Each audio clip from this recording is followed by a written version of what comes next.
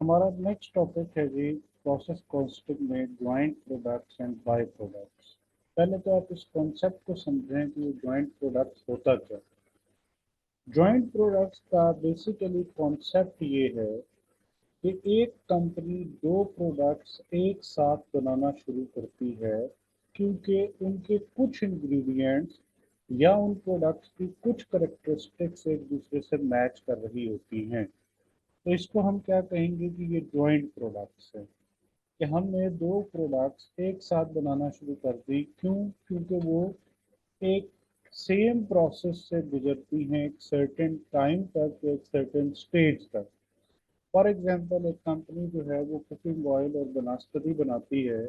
अगर उसका कोई इनिशियल प्रोसेस सेम हुआ तो वो उसको एक सर्टेन लेवल तक सेम प्रोसेस से गुजारेंगे और उसके बाद दो अलग अलग प्रोडक्ट्स में डिवाइड कर देंगे। या एक कंपनी दो डिफरेंट तरह के कुकिंग ऑयल्स बनाती है, या दो से ज़्यादा डिफरेंट तरह के केमिकल्स बनाती है, या कोई सोप बनाने वाली कंपनी डिफरेंट फ्रेगरेंसेस के सोप बनाती है, तो वो एक प्रोसेस से शुरू करेगी लेकिन किसी एक सर्टेन जगह पे जाके वो उसको डिवाइड कर देगी डिफरेंट प्रोडक्ट्स में, क्योंकि हर एक सोप की एक अलग अलग फ्रेगरेंस होगी और उसमें एक अलग अलग कलर ऐड करना है। तो ये ज्वाइंट प्रोडक्ट्स हैं जो कि एक पॉइंट से शुरू होंगी और किसी एक पॉइंट पे जाके वो दो प्रोडक्ट दो हिस्सों में डिवाइड हो जाएगी।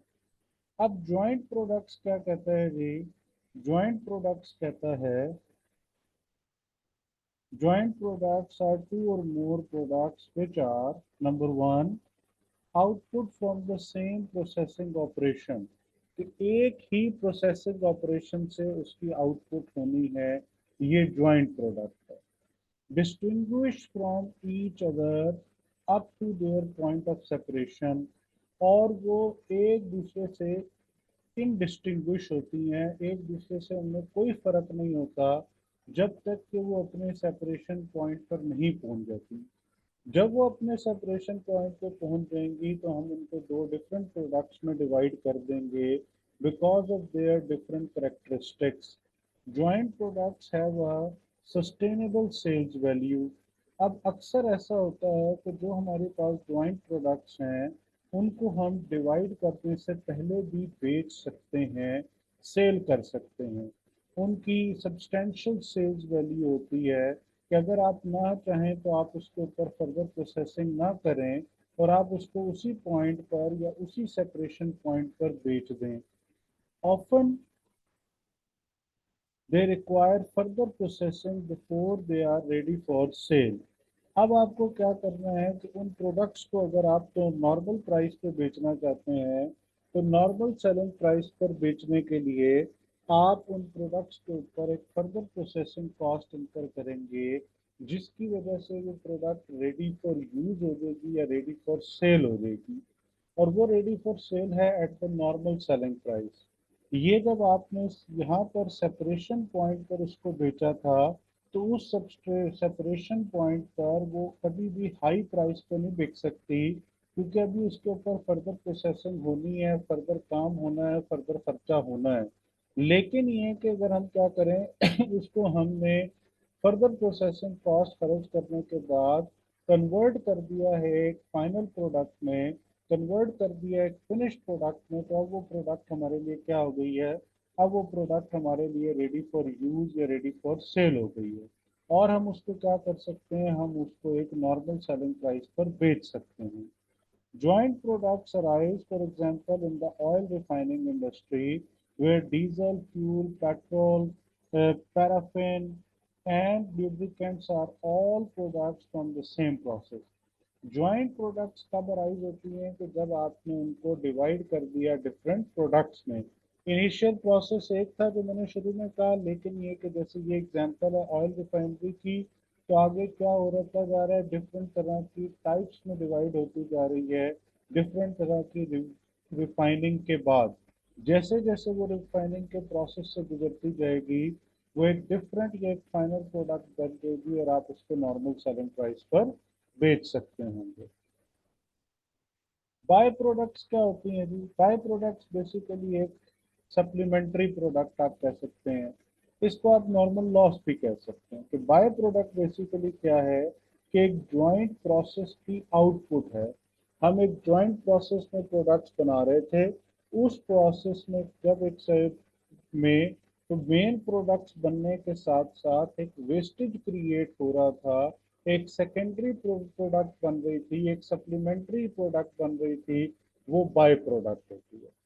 बाय प्रोडक्ट को आम तौर पर स्क्रैप में बेचा जाता है क्योंकि ये बहुत बड़ी क्वांटिटी में नहीं होती। ये ज्वाइंट प्रोडक्ट्स का या मेन प्रोडक्ट्स का स्क्रैप होता है। अब कंपनी चाहे तो इसको स्क्रैप में बेच दे, लेकिन बाद मतलब कंपनी के पास ये भी अपॉर्चुनिटी होती है कि इसके ऊपर फर्दर प्रोसेसिंग कॉस्ट इनकर करे। अगर कंपनी इसके ऊपर फर्दर प्रोसेसिंग कॉस्ट इनकर कर देगी तो ये प्रोडक्ट एक यूजफुल प्रोडक्ट बन सकती है, एक सेलेबल प्रोडक्ट बन सकती है, जिसको कंपनी नॉर्मल सेलिंग प्राइस पर सेल कर देगी। A product is a supplementary or secondary product arising as a result of a process whose value is small relative to that of principal product। Value इसलिए small है कि ये कोई हमारी main product तो नहीं है कि हमारी कोई मेन प्रोडक्ट दो या तीन या चार हैं और उनमें से ये एक प्रोडक्ट हो जो कि टोटल रेवेन्यू का 25% 30% कॉन्ट्रीब्यूट करती हो और इसी तरह टोटल कॉस्ट का भी 20-25% कंज्यूम करती हो। ये एक बाय प्रोडक्ट है, एक वेस्टेज है, एक लॉस है जो कि क्रिएट हुआ है जॉइंट प्रोसेस से।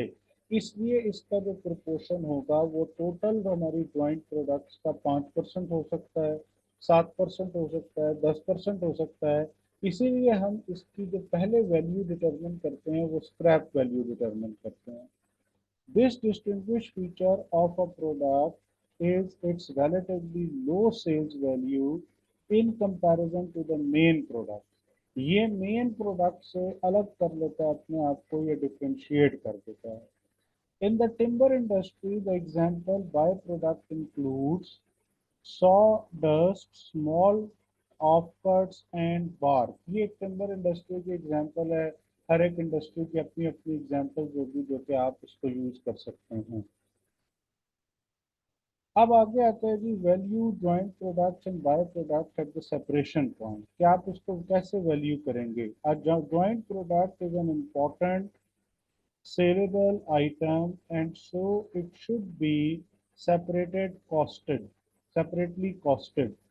The profitability of each joint product should be assessed in the cost account।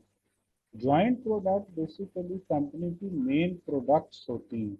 जैसे मैंने कहा कि वो दो भी हो सकती हैं, तीन भी हो सकती हैं, वो कुछ भी नंबर ऑफ प्रोडक्ट्स हो सकती हैं। तो ये जो कंपनी की मेन प्रोडक्ट्स होती हैं, ये मेन प्रोडक्ट्स कंपनी आम तौर पर अपनी नॉर्मल सेलिंग प्राइस पर बेच रही है।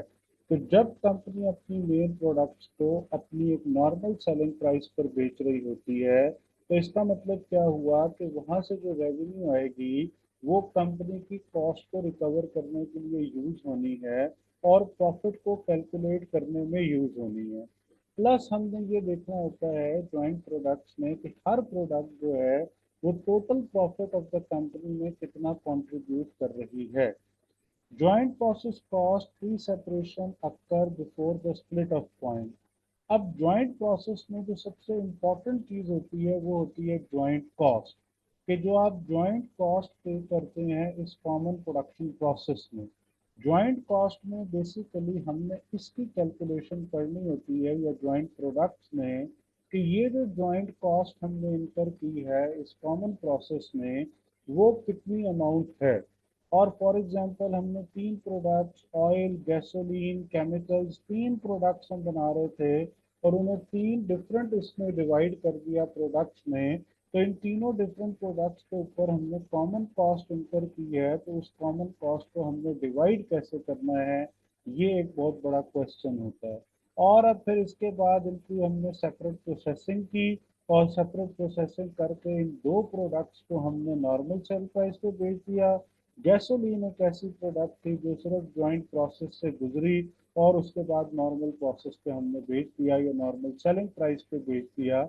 इसके ऊपर एक सेपरेट प्रोसेसिंग या फर्दर प्रोसेसिंग करने की जरूरत नहीं पड़ी। These costs must be apportioned between the joint products and the split off to obtain the cost of each of the products to value closing inventory and cost of sales. तो ये हम joint process से जो cost find out करेंगे उस cost की basis पर हम calculate करेंगे कि एक product का total joint cost में कितना हिस्सा है और plus हम ये calculate कर सकते हैं कि किसी एक product की जो कॉस्ट ऑफ सेल्स कितनी आई है और जो यूनिट्स हमारे पास बच गए हैं उनकी वैल्यू ऑफ क्लोजिंग इन्वेंट्री हमारे पास क्या आ रही है। इसके बाद आता है जी नेक्स्ट हमारे पास value of joint products and byproducts at the point of separation.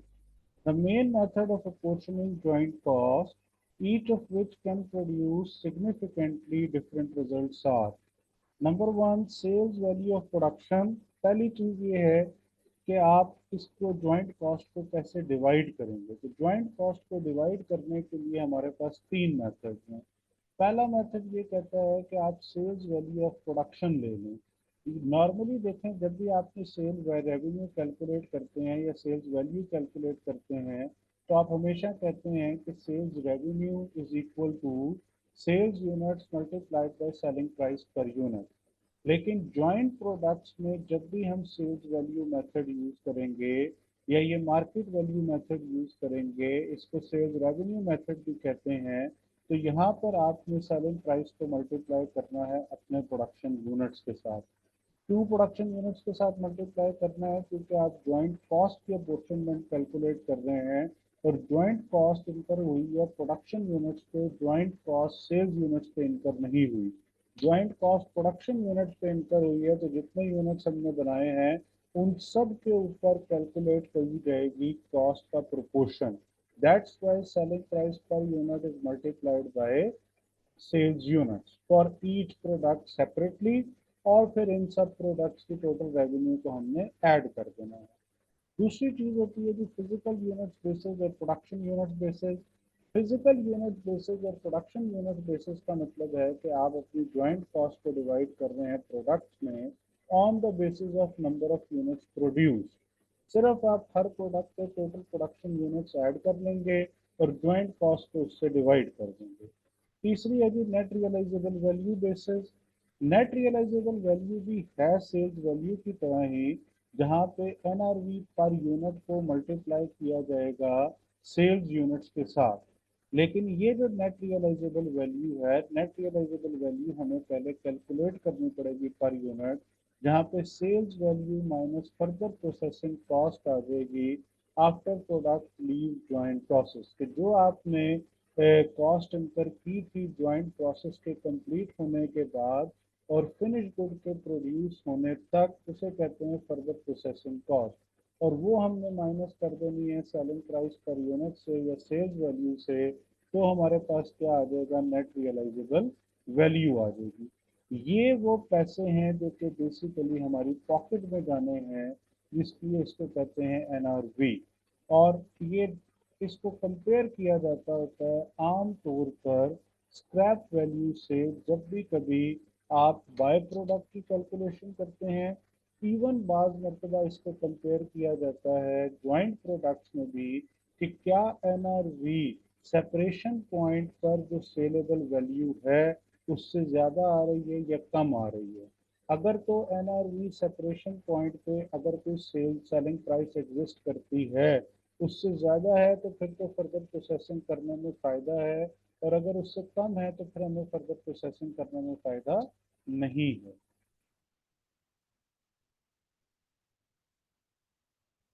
Sales value, value joint products and byproducts at the point of separation. Byproduct क्या है जी? इम्पोर्टेंट सेलेबल आइटम नहीं है, इसलिए बाय प्रोडक्ट किस चीज़ पे वैल्यू होगा? बाय प्रोडक्ट वैल्यू होगा अपनी स्क्रैप वैल्यू पर। और इसको हम क्या करेंगे? इसका हम कंपैरिजन करेंगे एनआरवी के साथ। हम ये देखेंगे कि क्या बाय प्रोडक्ट जो है वो स्क्रैप में बेचने में फ़ायदा है या इसके ऊपर फर्दर प्रोसेसिंग इनकर करके इसको नॉर्मल सेलिंग प्राइस पे बेच दें। Byproduct is not an important and a saleable item, and whatever revenue is earned from the byproduct sales is deducted from the joint process cost before the cost is shared between the joint products. जैसे मैंने आपको start में कहा कि आप by product को normal loss ही समझें, तो अगर आप बाय प्रोडक्ट को नॉर्मल लॉस के तौर पे लेंगे तो नॉर्मल लॉस की स्क्रैप वैल्यू की ट्रीटमेंट क्या होती है कि उसकी scrap value total joint cost में से माइनस की जा रही है। जब आप उसकी स्क्रैप वैल्यू को टोटल जॉइंट कॉस्ट में से माइनस कर रहे हैं तो बेसिकली आप जॉइंट कॉस्ट को कम कर रहे हैं, और ज्वाइंट कॉस्ट को कम करने से आपका प्रॉफिट बढ़ेगा। लेकिन इसका मतलब ये नहीं है कि आप बाय प्रोडक्ट की रेवेन्यू को कभी भी सेल्स रेवेन्यू का हिस्सा बनाएं या अदर इनकम ट्रीट करें। ऑल दो के उसी ही अमाउंट से या उतनी ही अमाउंट से प्रॉफिट के ऊपर वही इम्पैक्ट जाना है और प्रॉफिट बढ़ना ही है। लेकिन यहाँ पे प्रॉफिट पे इम्पैक्ट कैलकुलेट करने का तरीका क्या है कि हमने अपनी बाय प्रोडक्ट से जो रेवेन्यू कमानी है, आइदर वो हम स्क्रैप वैल्यू के थ्रू कमाएं या हम उसके ऊपर फर्दर प्रोसेसिंग कॉस्ट इनकर करके नॉर्मल प्राइस पे बेच के एनआरवी के थ्रू कमाएं।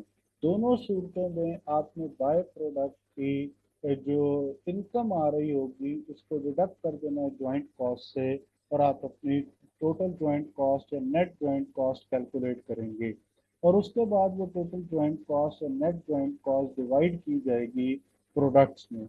और उसको डिवाइड करने के हमने कह दिया कि तीन मेथड्स हैं। एक मेथड है सेल्स वैल्यू मेथड, दूसरा है प्रोडक्शन यूनिट्स मेथड, और तीसरा है नेट रियलाइजेबल वैल्यू मेथड। इसके बाद आता है जी process account and by product of joint products. When preparing process account, joint cost should be treated as normal output from a process. Joint cost को आपने एज ए नॉर्मल आउटपुट लेना है, जिसको आप एक्चुअल आउटपुट कहेंगे, क्योंकि joint products जो हैं वो मेन प्रोडक्ट्स हैं जो कंपनी की प्रॉफिट कमाने के लिए यूज हो रही हैं।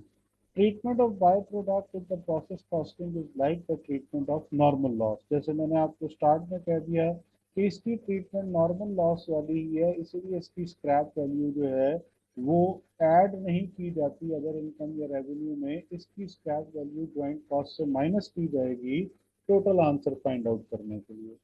Bye product income is credited to process account and debited to by product account. क्यों? क्योंकि जो स्क्रैप वैल्यू के थ्रू इनकम आ रही है वो हमारे लिए कैश इनफ्लो है, इसलिए वो क्या इसमें प्रोसेस अकाउंट में क्रेडिट शो की जाएगी जैसे नॉर्मल लॉस की करते हैं।